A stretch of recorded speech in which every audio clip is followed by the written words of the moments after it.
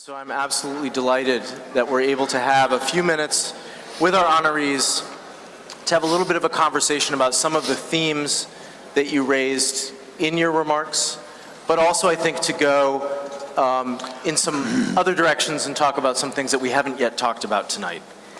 And I'd like to start with you, Secretary Pritzker.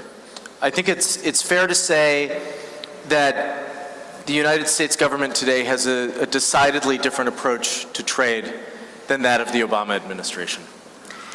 And we haven't yet this evening really talked about tariffs.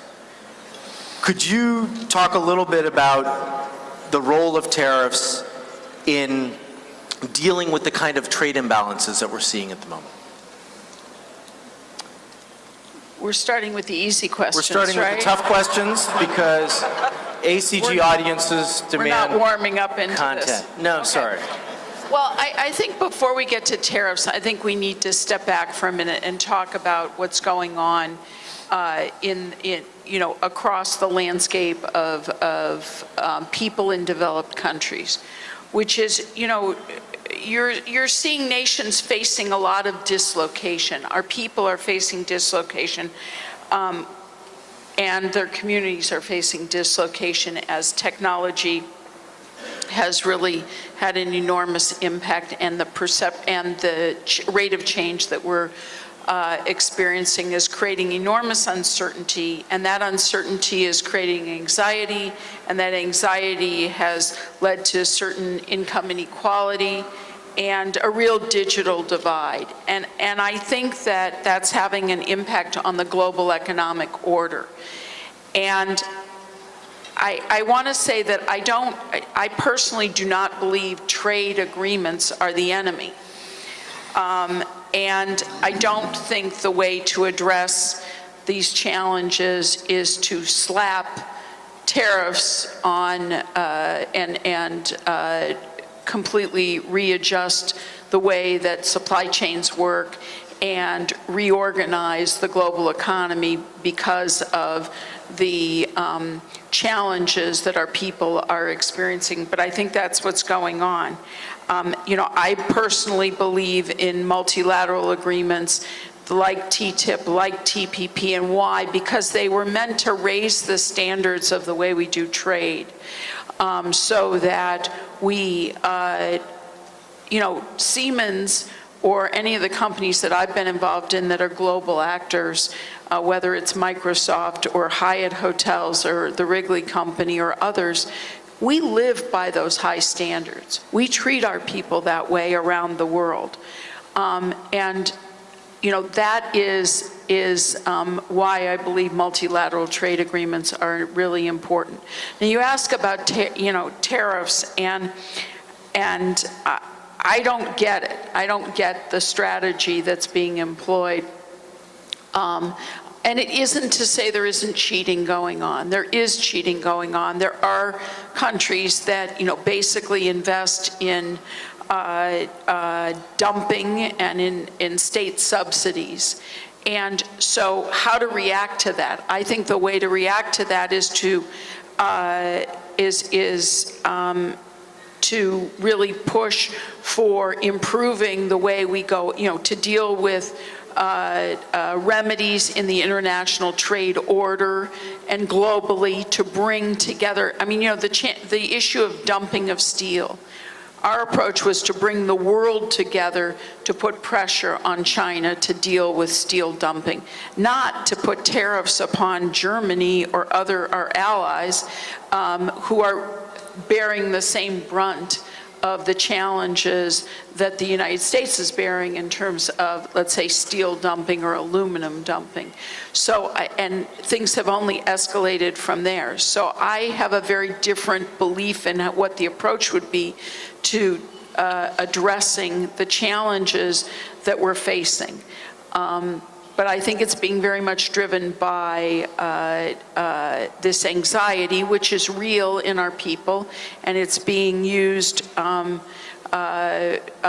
think, for political purposes. And I think that I'll just make one more comment about bilateralism versus multilateralism. Joe and I were talking about this, or a number of us were talking about this at our table, which is whose supply chain is bilateral?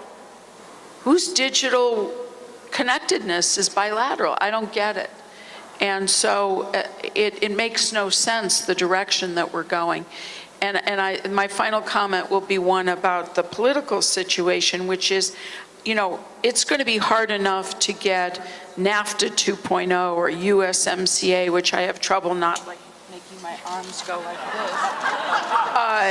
when I hear that name. But anyway, you know, that's going to be hard enough to get done. Imagine needing 11 bilateral agreements to get the equivalent of TPP done. This is politically very challenging. So I'm baffled by the strategy and situation that we're pursuing. So I hope in the course of our conversation that we come back to the issue of anxiety among the people in our countries, because I think that that's an important theme.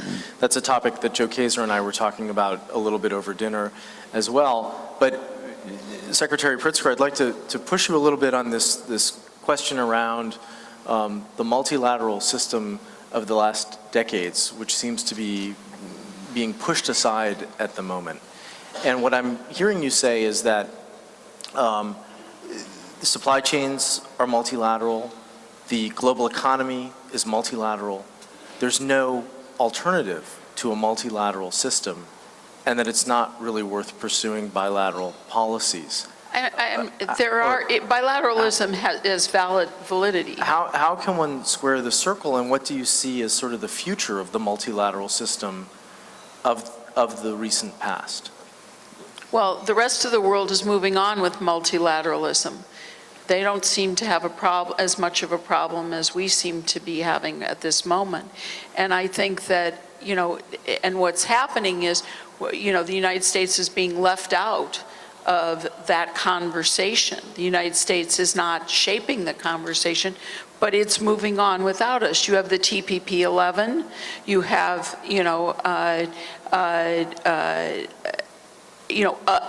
different agreements being made with Europe. I don't get it. I don't and yes, it is hard to make a multilateral agreement. And yes, it requires compromise.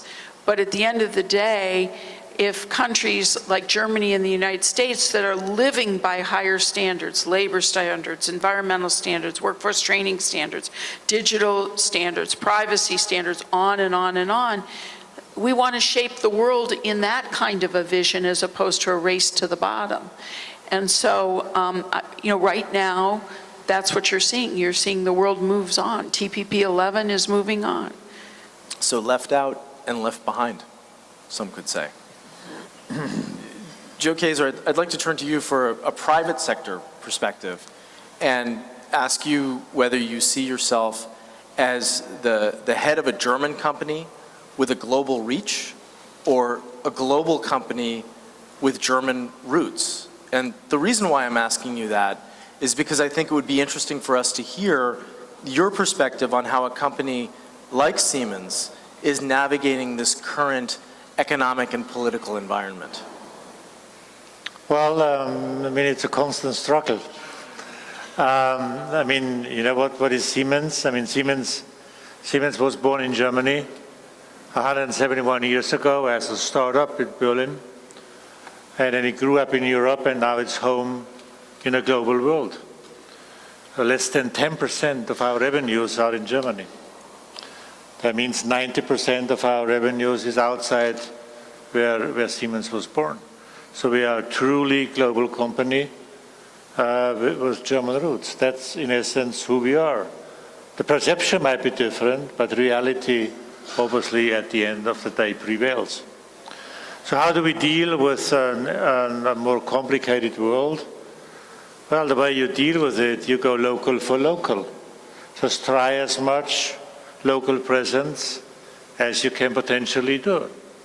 And that's a natural hedge against, let's say, all sorts of short-term actions. And we've done that. So we have more than 50,000 colleagues working here in the United States of America. It's by far the biggest country. We've got more than 20 billion in revenues here.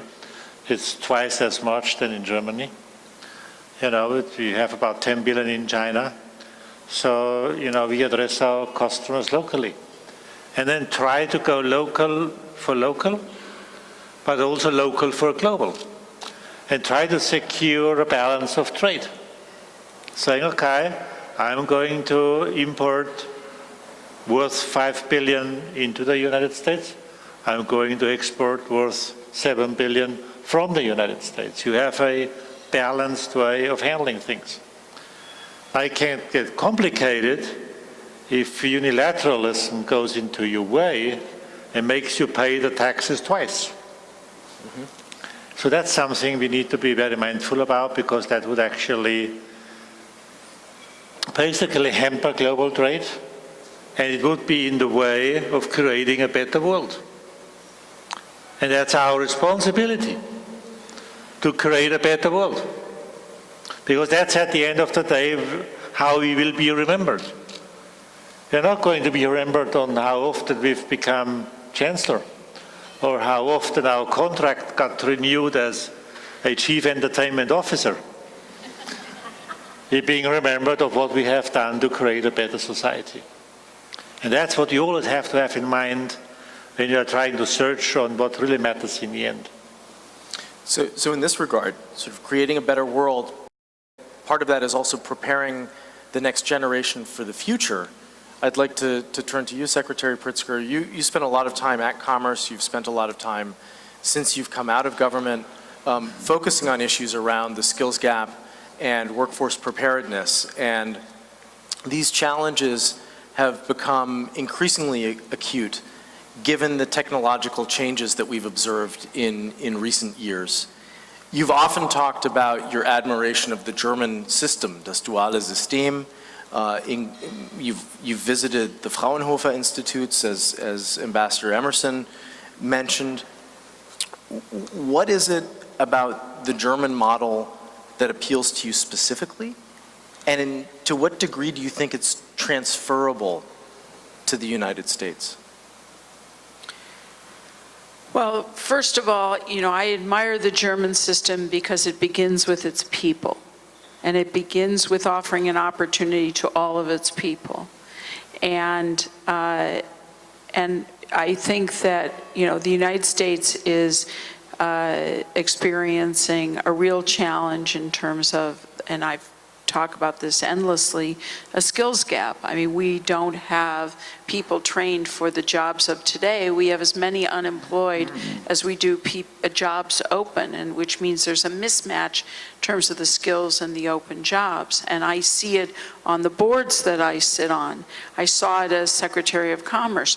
I probably met with somewhere between 2,000 and 2,500 CEOs who are doing business in the United States. Every single one of them, from a small employer to, you know, a global company like Siemens, I'm struggling with the workforce. And the problem is the workforce and our people are struggling with angst because they realize they're not prepared.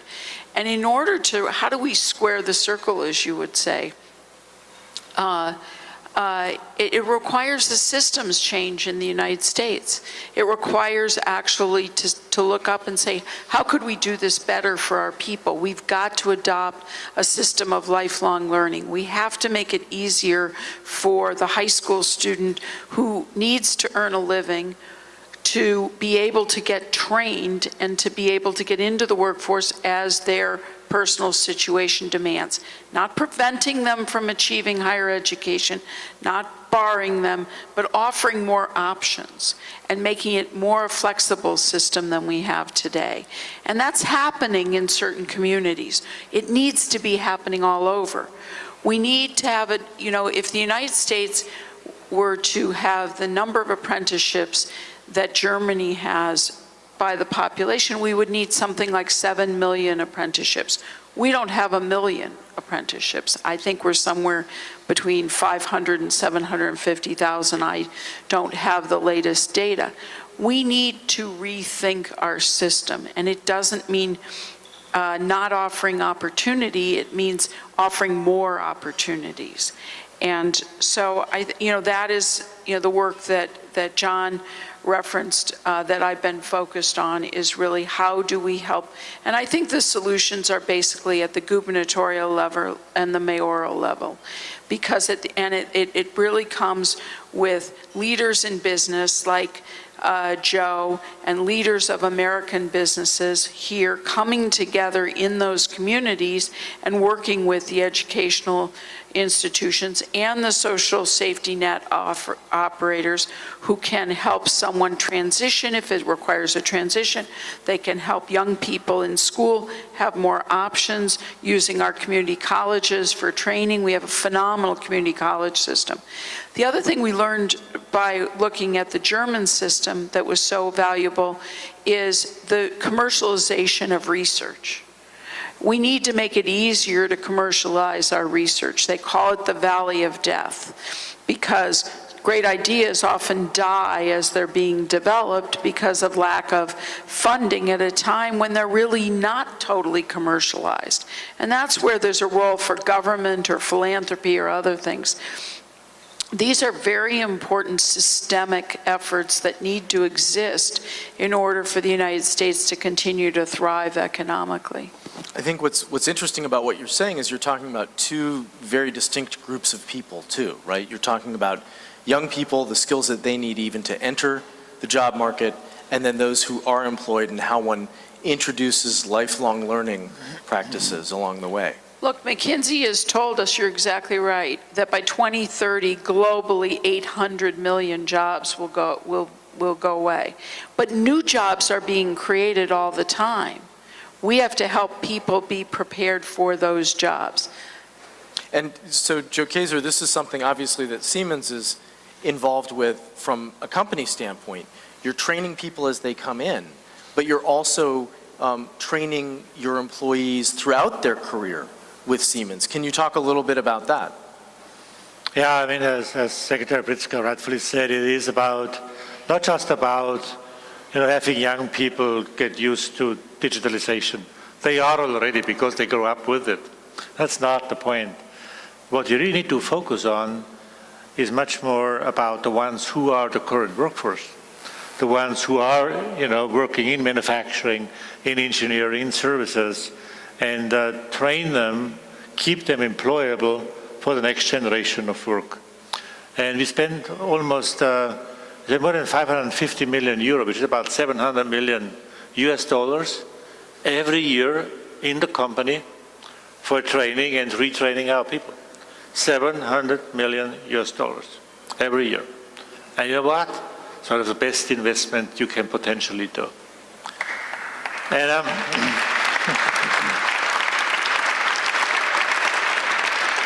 and it is not the rocket science. People know how to do it, and with all due respect about what needs to be done in this great country, this is the global powerhouse of innovation. We just have to deal with a massively divided society in the United States. The Microsofts, the Apples, the Facebook, the Googles, and what have you, Amazon, and many, many, many others, they are leading the world in global innovation. So that's not really, the locomotive is not really the issue. The issue is a tail end. How do you have this tail end follow and give that tail end the old economy, which is about to obviously, have life end cycle? How can we get those people and give them a perspective to the future? I was in the Business Council a few months ago here in the US, and we were talking about all that great stuff, like training, education, and what have you. And I was mentioning that also in a podium's discussion. I said, we are spending almost $700 million every year for education and training our people. And then somebody said it, and listen carefully. Somebody said, what are actually your shareholders saying if you waste 700 million of their money? And ladies and gentlemen, that's the point. That's the issue we have. If somebody tells you, what do your shareholders say if you invest into the future of your people? That's the wrong question. So for a second I was pausing and I wasn't really sure whether I have the guts to say what I thought. Because obviously, you know, we don't mess with active shareholders, especially not if they are professionals in that space. So I really took all my courage and said, you know what? If some shareholders believe I'm wasting their money in training our people, they better sell our shares.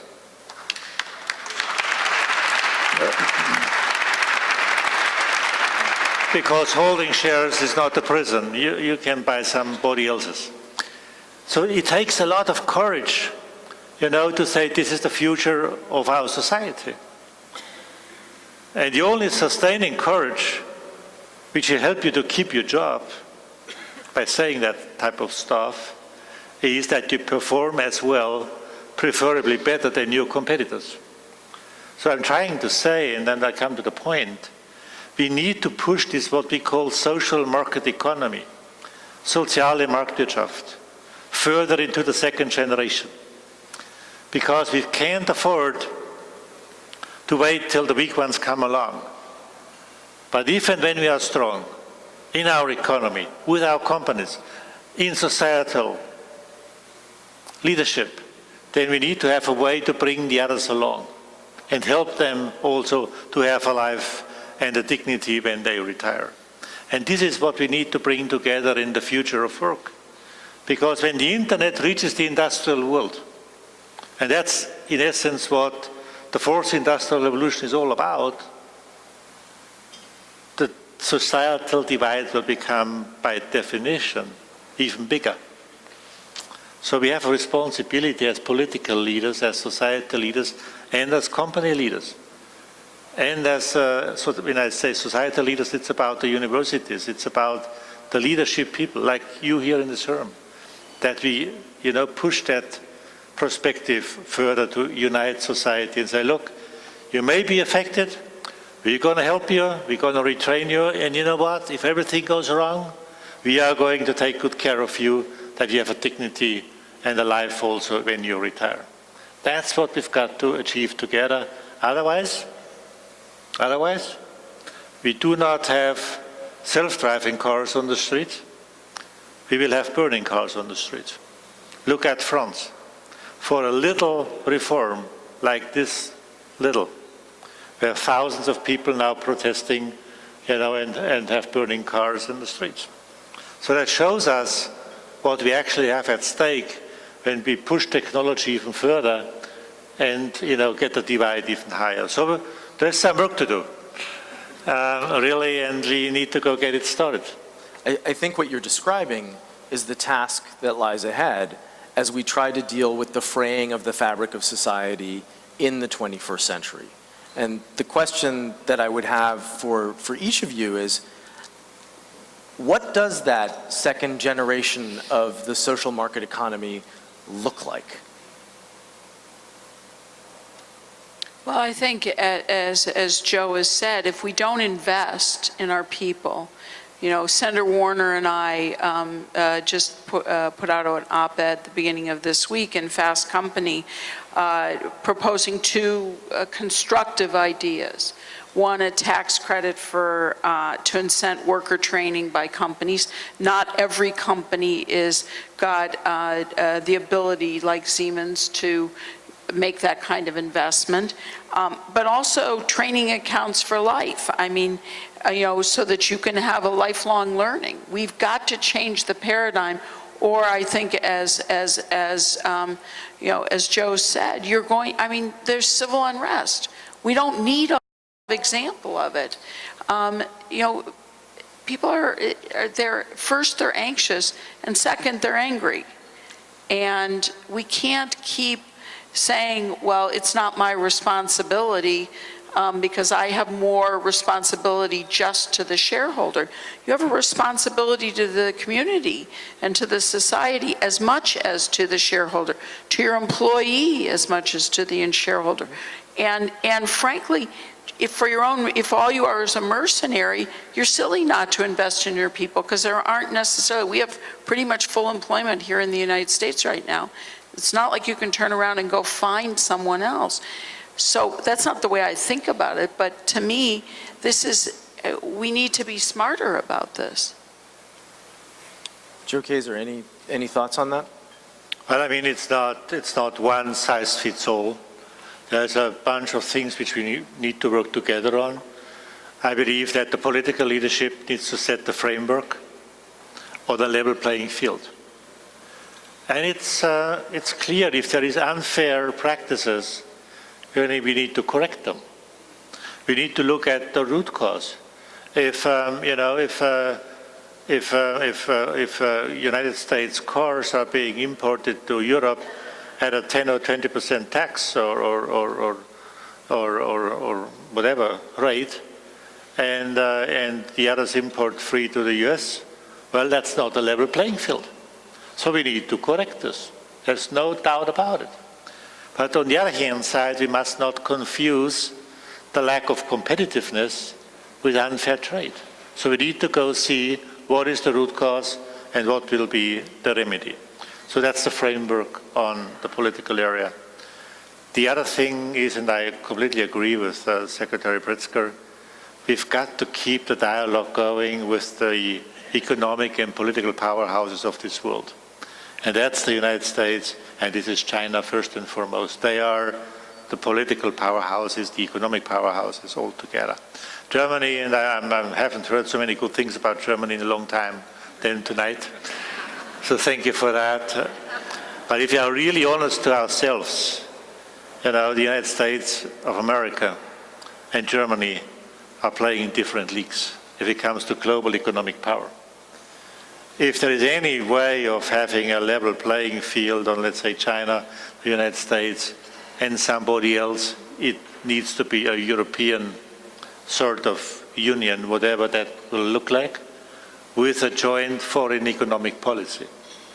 And those 3 or 4 can come together and say, what does the world need to get done? And the companies, and you mentioned that, the big companies and the companies have a lot of tasks. One is we need to make sure that we're not only in for the short term. We've got to have the guts to say they're also responsible for the next generation. Not just for the next quarter, not for the next year, but also for the next generation. And secondly, I wonder sometimes who actually from all the stakeholders, from all the constituencies, who actually has a natural desire for a global unification and global trade? The nations, maybe, but they need to be first to themselves. There's got to be America first. There's got to be Germany first. There's got to be France first. That's a responsibility political leaderships have. I would be dead surprised if my chancellor says, oh, well, why don't we settle for third? No, you've got to be Germany first. Of course you've got to be. But multinational companies, they need to take on this global role of bringing economies together because we have a natural desire that things work. So we need to stand up much more for global trade and, raise our voice and say, look, this is what we believe is right and what is wrong. It's not always that simple, admittedly, because, Milton Friedman in the 70s said the business of business is business. With other words, stay out of trouble, get your job done, deliver the numbers. And that's it. But honestly, I do believe those times are over. The business of business is also to develop society. And if you don't get that one done, you're going to move backwards in a time that everything will be connected. So how can an Internet of Things, all machines being connected, all things being connected, how could that work in an extraterritorial world if everybody, says my border is my castle? Not going to work. So we've got to find a way to open ourselves on a level playing field and then help the weak ones come along. That's what we have as a responsibility altogether.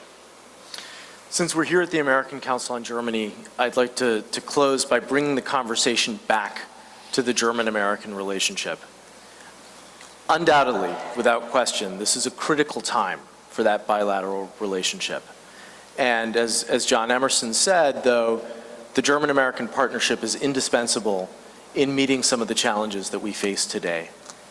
From each of your vantage points, what can be done to strengthen and support that relationship right now? Let's start with you, Penny Pritzker, and then give you, Joe Kaeser, the closing word.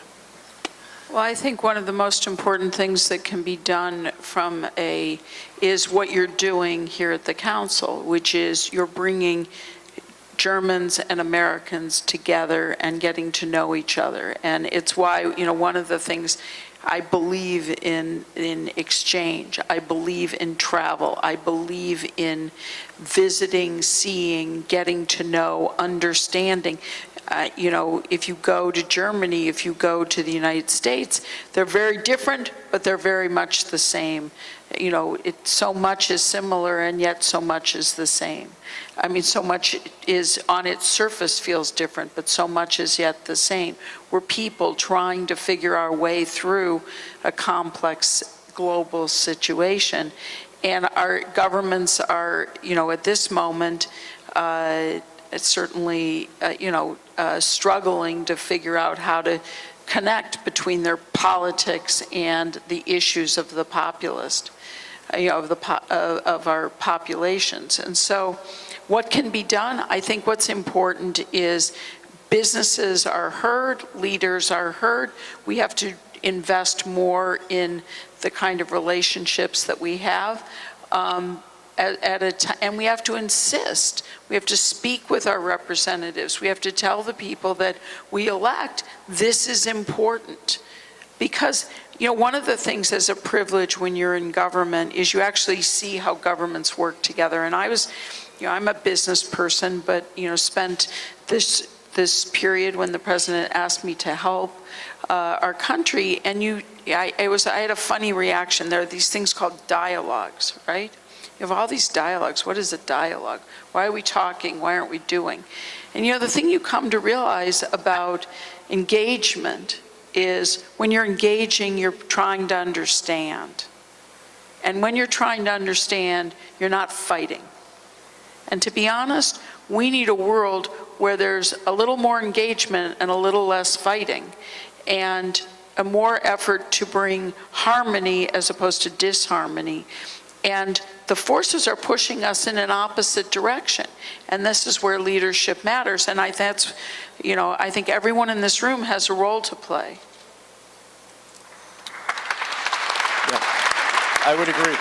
Thank you. Well, cut it short. I would just say, talk to each other and not about each other. I'll be fine. Penny Pritzker and Joe Kaeser, thank you so much. Thank you for joining us this evening. Congratulations again. And thank you.